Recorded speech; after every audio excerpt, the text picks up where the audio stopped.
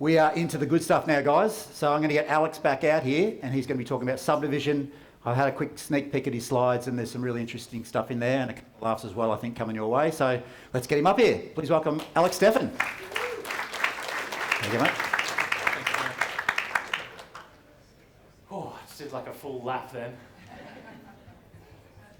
How's everyone doing tonight? I'm usually last, so I'm excited about the early night energy that we're about to experience. Obvious disclaimers. If I say something, don't take it as gospel. Let us know.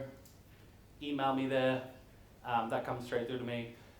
Give us a call. Who am I? My name's Alex Steffan. I'm a town planner. I have a Bachelor of Urban and Environmental Planning. Not that you need one to be a town planner. We've recently employed someone doing property economics. So I talk pretty freely and openly about the state of the town planning industry, and the state is there's absolutely no town planners enrolling in universities. All the degrees are shutting down. People are leaving the industry at the top end to go become project managers. So soon, I'm going to be a rare breed, and you're all going to be paying me lots more money. So, I'm the director of Steffan Harry's. I founded that business back in 2008. Recently, or semi-recently, sold half of it to my business partner now, Mike Harry's, who's a very integral part of the business. We're actually 7 town planners at the moment. I'm also the director of Properties, which is a web app that tells you the development potential of a property with a click of a button. So Google that if you want to know what the development potential of a property is without having to talk to me. I also have a business called URPEC, which is the Urban and Regional Planning Education Centre. So funnily enough, we provide all of the training for development people or town planners working in development assessment. So if you're not dealing with Steffan Harry's, then you're probably dealing with someone who's been trained by Steffan Harry's. So why not just, give me a call. Actually, don't call me. Email me, please. This is me. I actually kind of rarely put stuff about me in these slides, and then for some reason, it triggered me. I ride bicycles, not very fast, as you can see. I do slug packing, which is like bike packing. It's a thing that my wife hates me doing. But I thought I just got back from Taiwan. I did a full loop of Taiwan earlier this year, which was very interesting. That's all I had, so it's one of my passions. I love to just land in the country, have a bicycle, 2 pairs of undies, 1 t-shirt. No one's with me, so it doesn't matter how much I smell, and I kind of just get on my bike and see where I end up. So this is me in Taiwan, down the west coast. I started getting chest pains and lung pains, and then I got my drone up there and kind of started realizing how much pollution was there. So yeah, I kind of jetted from the west coast inland up into the mountains, and then as I was in the mountains, an earthquake struck. So I was like, get me out of this country. So anyway, I ended up on the west coast.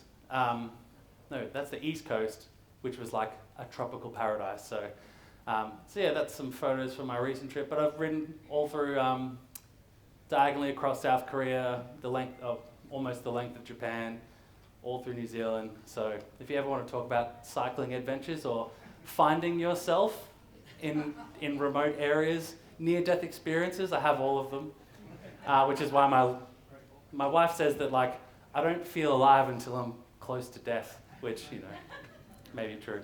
That's my beautiful wife, Ali, and these are my 2 daughters, Billy and Stevie. So I have a very full life outside of being a town planner. Tonight I'll be talking about reconfiguring a lot, what you need to know. So I'm going to mainly be talking about infill development, so the difference between, I suppose, infill development, not infill development. Infill development is kind of like getting a property that's already in the middle of suburbia and splitting it into 2, or subdividing into 3, or creating more out of something that's already there, versus greenfield development, which requires structure planning and master planning, and that's kind of a bigger ordeal that requires a lot more consultants other than just us. So this is kind of your typical 1 into 2 lot subdivision. You've got a 20-metre frontage, you've got a line down the middle, you knock down the house, you've got 2 lots. There is a thing called a splitter. Has everyone heard of the term splitter? Do we all wish that we had more splitters? I've been a town planner long enough to see the splitters disappear, unfortunately. But a splitter lot is where it's already 2 lots, and you just knock the house down, talk to a lawyer and a surveyor, and just separate the lots, split the lots onto 2 separate titles. We don't see those a lot around anymore, mainly because they have character houses sitting in the middle of them, and any of them that made sense, someone's already bought it and done it. So that's your kind of typical 1 and 2 lot subdivision.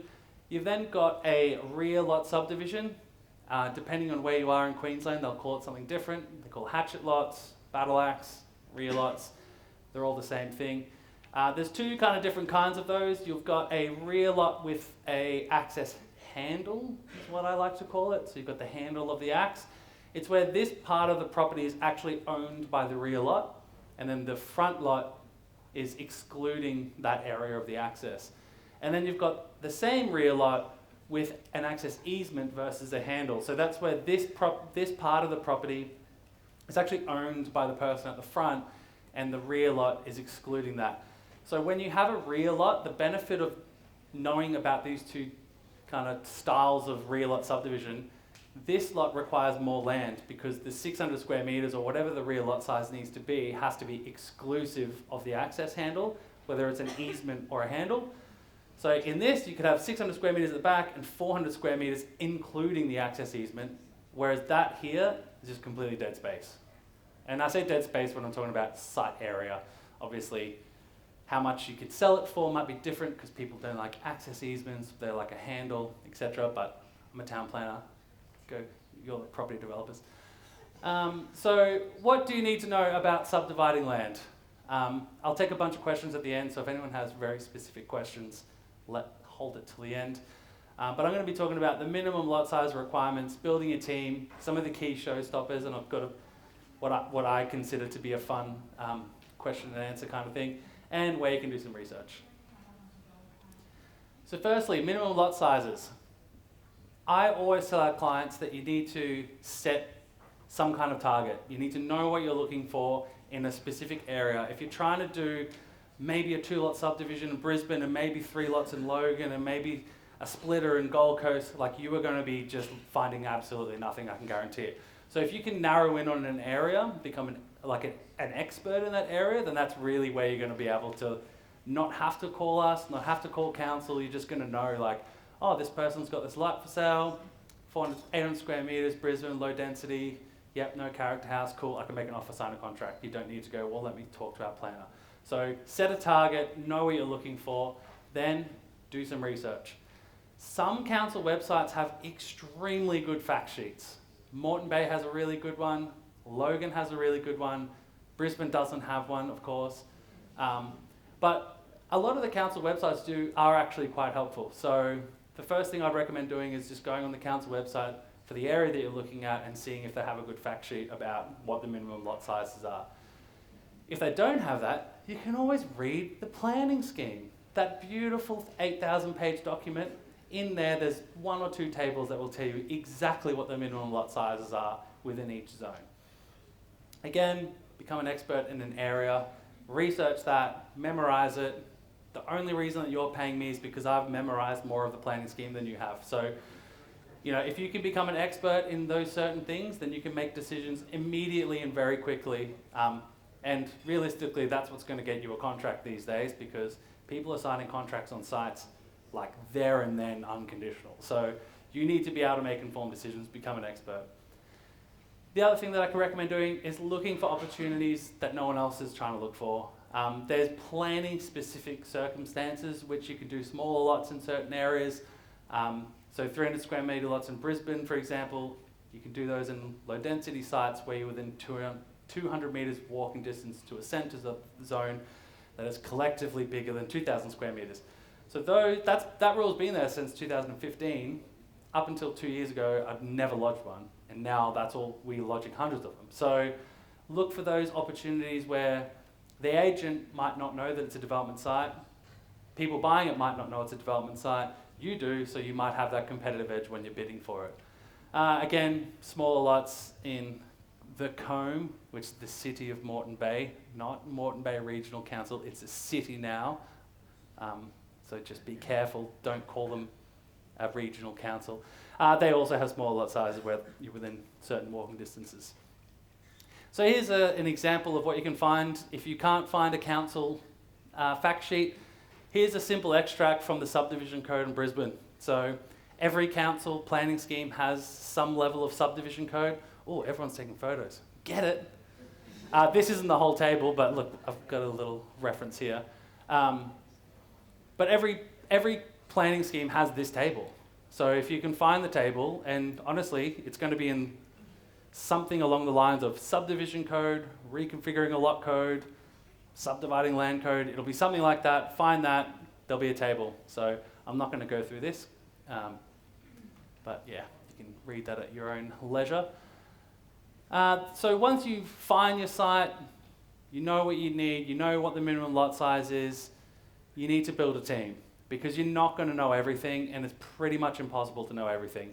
I've been a town planner for coming up to 20 years and every single day I'm like, what on earth, when did this come into effect? They're like, oh, it came into effect in 2011. I'm like, oh, great.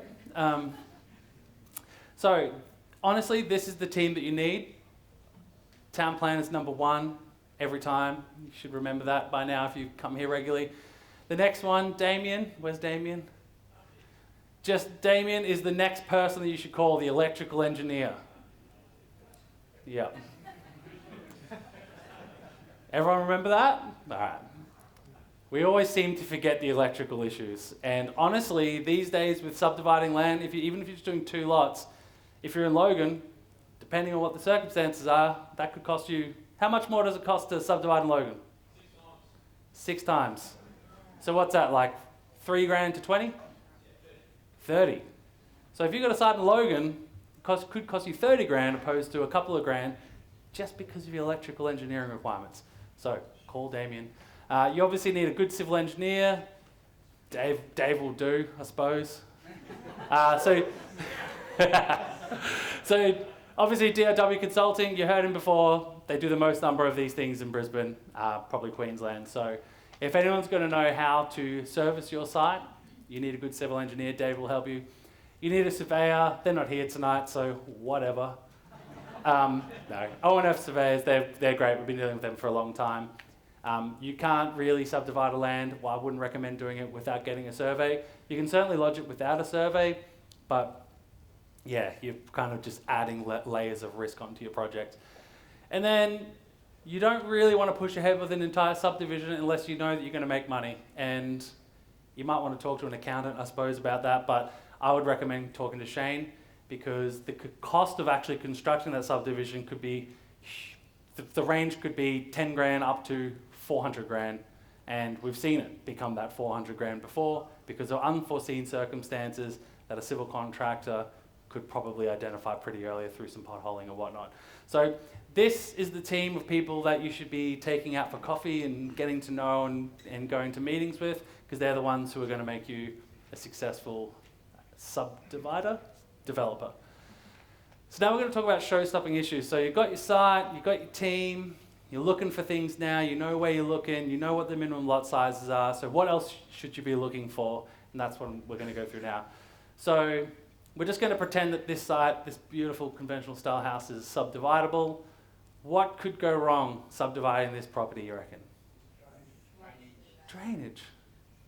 Drainage? Oh yeah, it could be a character home. These are interwar style houses that certainly could be pre-war. But in this one, talking about lawful points of discharge. So, whoa, geez. So because the site's sloping towards the back boundary, anytime you subdivide, you trigger a code called the Stormwater Code. That code triggers a infrastructure design planning scheme policy.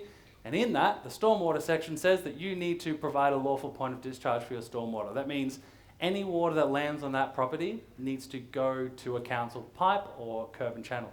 So if it's sloping towards the back and there's someone's house behind you, where's the water going to go? You either need to fill the whole site and discharge it back to the curb. Hang on, I have a thing. You need to fill the, geez, look at me go. You need to fill the site and push the water back to the street. That could be a very expensive process and mostly cost prohibitive. I think I've heard Dave say if it's less than a metre sloping towards the back, usually you can kind of make it work, but that's one solution. The next one is you can get consent to go through the neighbour's property and put a pipe through their property. Depending on that neighbour, You might have to give them a Coles gift voucher, you might have to pay them 20 grand. Just depends. Or they might just say no. So that's another thing, another huge risk. Sometimes you can build a house and then show how the stormwater that lands on the roof can charge from the gutter lines back up to the street. But the issue that we're having now is that's only if that house is accessible. So in December of 2022, the state government said that councils are prohibited from assessing houses. So you can't just chuck a house on and go, oh, well, there's a house there now, so we're going to charge the lines.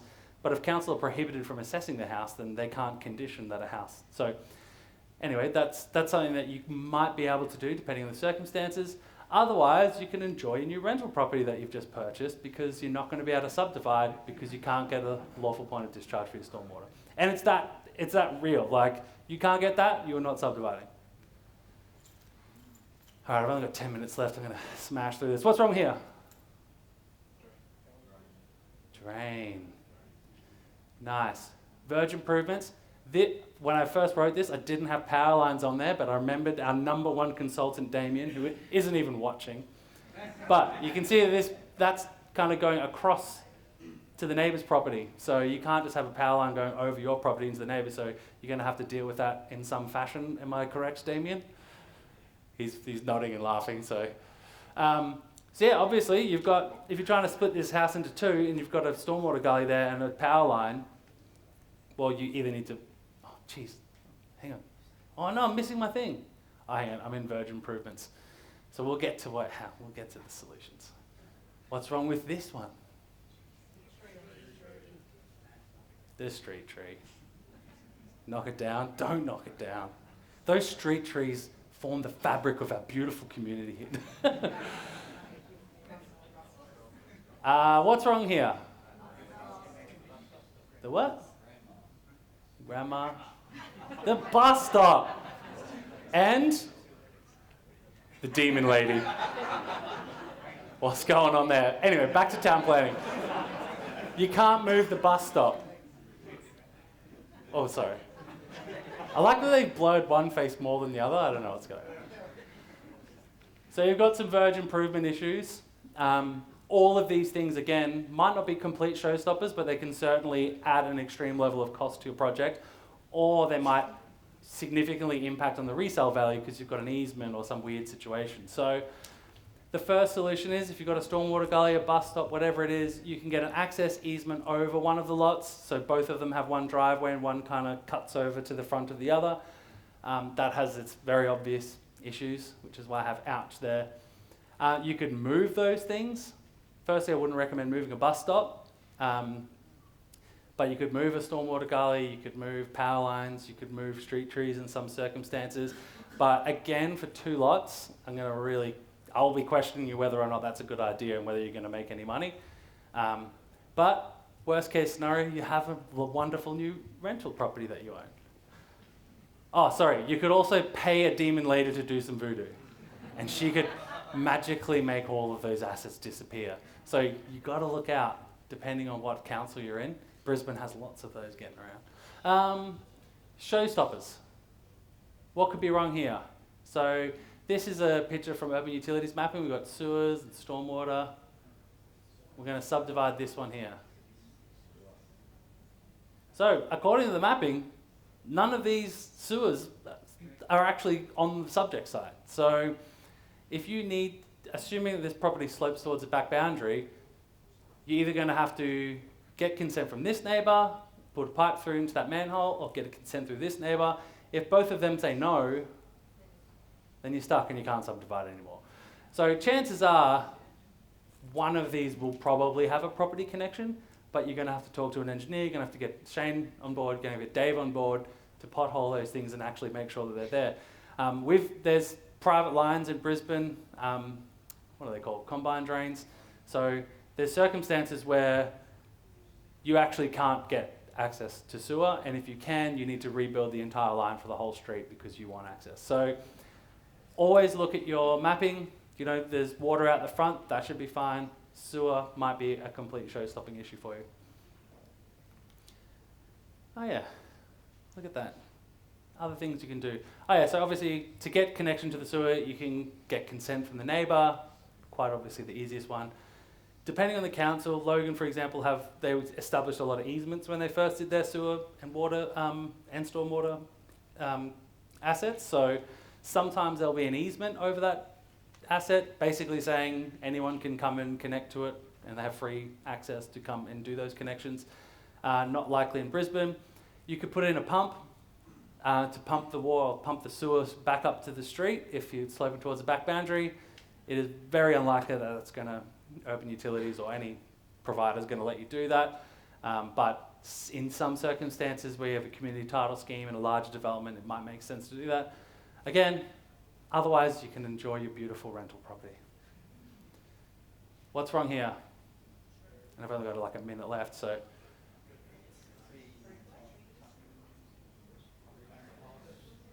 Character house, maybe, depending on the zoning. It's probably pre-war. It's probably pre-World War One, so that's even worse. It's got a massive tree at the back there that could very likely be protected under natural assets local law. It's got a street tree. It's got car parks out the front, and if you look, it kind of slopes towards the back boundary. And if I look back there, it looks like there's big sound barriers. There's probably some kind of straight state transport corridor there, and they will not. The state government will not let you worsen the stormwater going into their property. So, and when I say worsen, I mean if you've got one lot, now it's two, you're immediately doubling the stormwater discharge. So that's an absolute nightmare. So you probably, I mean, honestly, that's a solvable problem there, but would I take that on as my first ever development? No. So obviously with character house stuff, you can double check the age, make sure that it actually is the original house. We've encountered circumstances where you see a house like that, and we're like, look, mate, you can't do anything. They're like, what do you mean? I built this house in the 90s. And I'm like, you didn't. And then they send me photos of it being constructed. I'm like, holy crap, you built like a replica pre-1911 Federation-style house. So it does happen.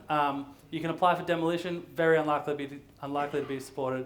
You can move the house over to one side, demolish part of it. Very unlikely that council will approve that. It's just as bad as demolishing the whole thing in their eyes. You can pick up the house and move it to another site in a character zone. That only applies for pre-1911 buildings in the pre-1911 overlay. You can't do that with normal character houses. Otherwise, enjoy your new rental. And that one in particular will be a very expensive rental because I've lived in 2 Queenslanders and I'm living everyone's worst nightmare. What's wrong here? Everything.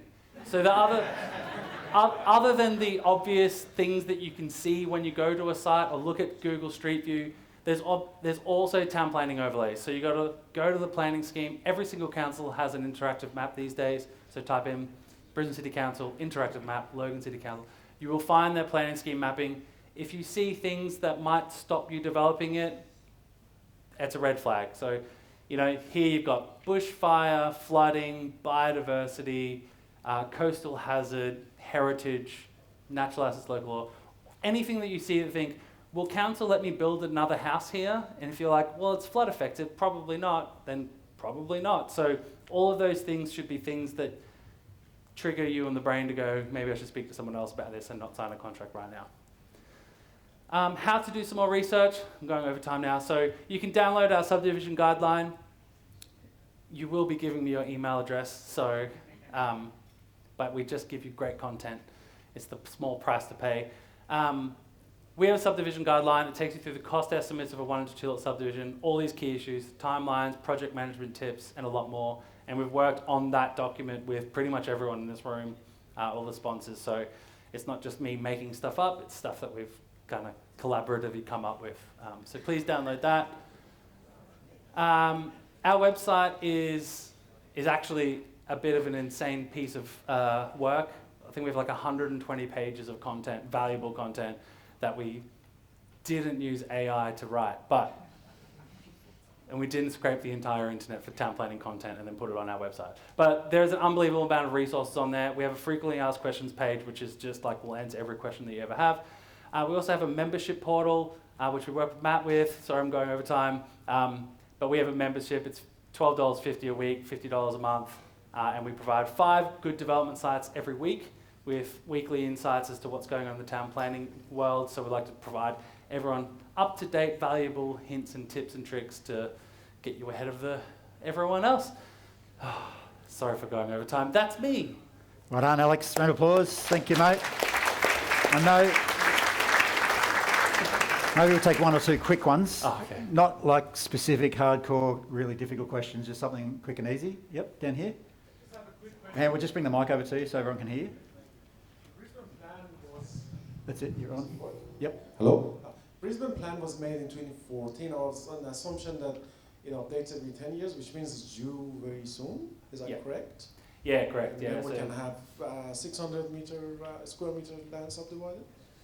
Yeah, good question. So you're right. So they try to do planning schemes every 10 years. Brisbane's working on their strategic model at the moment and their urban growth model. So I actually played a big part in the original work of that, but got kicked out because I don't play nicely with government. But which is a positive thing for everyone here. But yeah, you would assume that they're going to increase the density everywhere. The one thing that if they don't do, I'll be dumbfounded. We'll have to let you do duplexes in low density zones, but we'll see. So you're saying you're expecting a new plan very soon? Is that what you're saying? I reckon it'll be like later next year. We'll get like a draft, and then it'll probably be 2026. I reckon. Don't hold your breath. Yep. One more quick one. No. I thought we'd have like half a dozen. It was so informative. I know, you nailed it, mate. While you're there, just go back to that one. That membership site, I'm on that as well. He literally does 5 deals every Friday. Like, you can set your clock to it. And not necessarily deals that stack up, but deals that we know, have been checked off by this guy. You know, that we know they're going to subdivide. So if you're just looking to start and you're trying to find your own projects and you're still trying to get the hang of it, that's a really good place to start, because at least you've ticked that box and you can start doing your numbers on that, start working your way through it, getting better at that side of it. So when deals do come through that stack up, and I've had deals on there that do stack up. Yeah, we've had multiple clients buy those sites. Maybe some of them come here where they're absolutely killing it. So, yeah, awesome. So yeah, And I mean, off market too, I noticed. Sometimes, yeah. I mean, if I was finding 5 development sites that stack up every single week, yeah, you wouldn't be doing this. I wouldn't be doing it. But yeah, it's very much a learning exercise, and we put a lot of information in those reports where it's like, how do we find it? Why do we pick it? Yeah. And semi-regularly we do videos of explaining how. So we're not just finding like crappy sites and throwing it out there. No. This one's near a school. It's sloping towards the front boundary. Yep. It's close to the Hyperdome, whatever. You know. Yep. It's awesome. Yeah, check it out. There's some really good content on Alex's site. In fact, we did a webinar a little while ago. It is the most popular webinar I've ever done. Maybe yourself too. Yeah, people just keep coming through to it, and that's because it's such good content. It's not just a pitch for something else. It's like, here's all the tricks that I use. Here's all the websites that I access. You know, it's really good insight. So, well done. All right, we'll let him go. Thanks very much. Round of applause for Alex. Thank you, mate. Champion, buddy.